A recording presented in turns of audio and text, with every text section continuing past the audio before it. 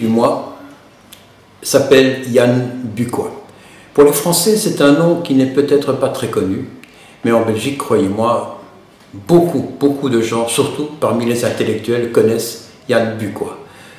Déjà du côté flamand, puisqu'il est flamand d'origine, mais il parle parfaitement le français, et puis également du côté francophone. En fait, chaque année, Yann, qui est un républicain dans un royaume comme la Belgique, chaque année, Yann organise ce qu'il appelle un staatsgreep, enfin un coup d'État. Et il attaque avec son drapeau noir d'anarchiste le Parlement. Et chaque fois, bien sûr, les flics sont là pour l'attraper, on l'emmène au poste et puis on le relâche aussi vite. Yann, c'est la provoque, mais c'est vraiment la provoque à tout point de vue. Et je vous préviens, attention les yeux, attention les oreilles. Dans tout ce qui va passer ici, eh bien, il y a un petit peu de ce que vous voyez là, hein, Laurel et Hardy.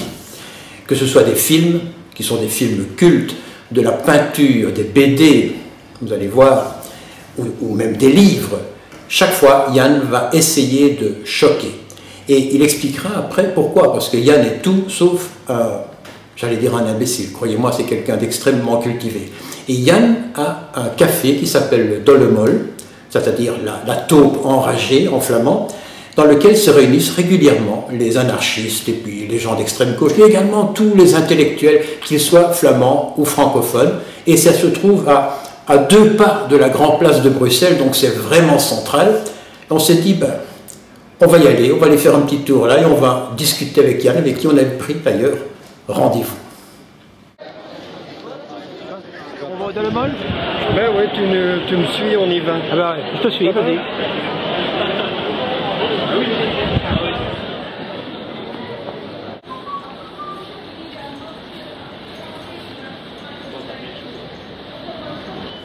Et voilà Yann.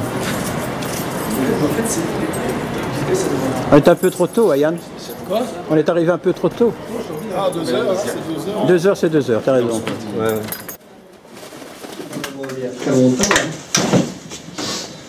Il y a beaucoup de gens qui sont venus au Dollemol. Oui. Ici, bah ouais, dans tout le quartier, à l'époque du Ah quartier. oui. Donc, c'est connu, hein.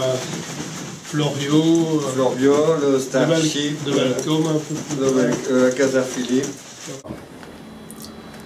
Ben voilà Yann, moi je te connais depuis que je suis tout petit, enfin j'exagère, mais à peu près, mais je ne t'ai jamais rencontré. Et comme on a déjà rencontré pas mal de gens, on sait toujours que derrière la caricature, il y a souvent autre chose. Mais la caricature que j'avais de Yann Bucois, c'était le mec qui, une fois par an, avec son drapeau noir, fonçait sur le Parlement, ou non pas le Parlement, sur le Palais Royal, Oui, Palais Royal. pour faire un coup d'État. Et pour moi, c'est un concept d'un pays qui n'était pas bien situé. Malheureusement, à l'étranger, il commence à être situé avec 2 clans, tout ça. Mais les gens avant ne savaient pas ça. Ouais. Je veux dire, donc c'était intéressant à dire, voilà, la Belgique, c'est ça. Bon, mais c'était ça. Tu vois, on pouvait vraiment, voilà, en Belgique, il y a tous les ans un coup d'État. Ah oui, bah, c'est normal. Je veux dire, tu ne peux pas dire en Allemagne, il y a tous les ans un coup d'État. Le mec, il n'est plus là pour le dire. Ou en France, ou en Angleterre, tu vois, il est en prison. Bon, ici, il y a un mec qui fait tous les ans. Donc, c'était... Voilà, tout était comme ce pays n'avait pas cette structure lourde que dans les autres pays, avec une culture, une histoire, alors qu'ici, donc, il y avait une espèce d'impression de légèreté. Je me suis amusé sur Internet à voir ce que disaient de toi les journaux, et j'ai pris 3 extraits. Bon, je sais que tu ne vas pas te vexer parce que je pense te connaître. Dans la DH, donc la Dernière Heure, qui est un journal important en Belgique, parce qu'on a beaucoup de téléspectateurs français, ils disent Yann Bucois, c'est un pénible bouffon, son art se résume à faire l'apologie du mauvais goût. Ça, c'est la Dernière Heure.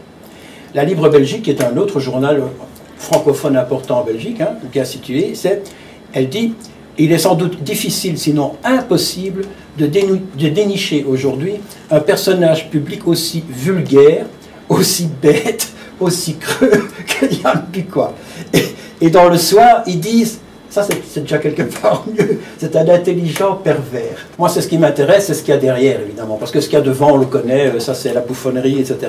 Mais on sait que derrière il y a quelque chose. Et on va prendre ça les uns après les autres, mais disons que tu fais vraiment de tout. Tu as fait de la bande dessinée, mais tu en as fait une 50aine, je crois.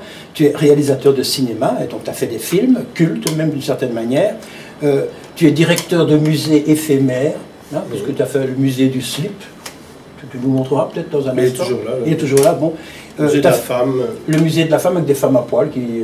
Non, une femme à poil. Une femme à poil. La femme nue. Ça fait un scandale. Le musée de la frite. Oui. Frites, ouais. Tu es écrivain. Tu as fait du théâtre expérimental. Là, tu as fait même de temps en temps aussi une petite cacophonie. Tu as fait de la politique. On va en parler aussi. Tu es philosophe. Et là j'ai vraiment tiré des yeux, parce que bon, moi je ne suis pas philosophe, mais je fais un petit peu d'études aussi, et je vois que tu es très intéressé par Lacan. On ne peut pas dire que c'est plus facile. Hein. Non, c'est quelqu'un qui est intéressant, c'est un psychanalyste qui s'est intéressé à la culture. Eh oui. C'est-à-dire qu'il s'est dit, connaître l'inconscient, si tu vois les œuvres d'art, elles ont été souvent faites, enfin que ce soit en peinture, en littérature, en musique ou en cinéma, sans la censure classique, voilà. Sans la censure sociale. Donc là-dedans, on va trouver des choses incontrôlées, quoi. Voilà. Que les artistes ou que les gens ont exprimé, mais d'une façon non contrôlée. Donc c'est ça qui l'intéressait, ce qui sort comme ça, ouais. qui n'est pas sous contrôle voilà. Social. Et donc en ça, Lacan est intéressant. C'est des bouquins comme ça. Hein, oui, il est intéressant. Et alors, c'est pour terminer, disons, cette petite séquence d'introduction, j'ai vu que quelque part tu trouvais que les hommes sont des singes.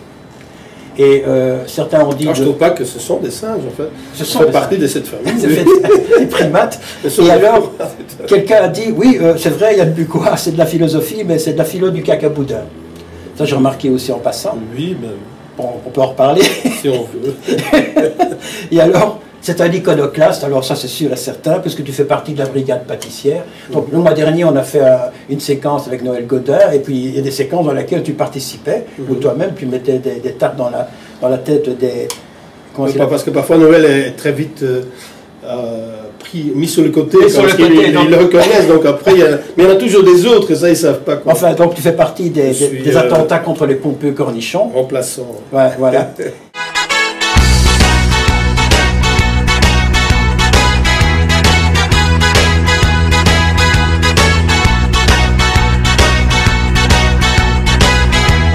Ich liebe die Mädchen und bin gern verliebt und ich kenne im Städtchen die Girls, die es gibt.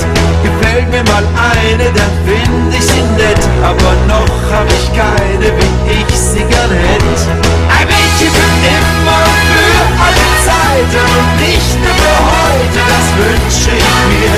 Ein Mädchen für immer, für alle Zeiten und nicht nur für heute, das fehlt mir so sehr. Oh, sie muss an mich denken, an mich nur allein und ihr Herz mir verschenken und da für mich sein.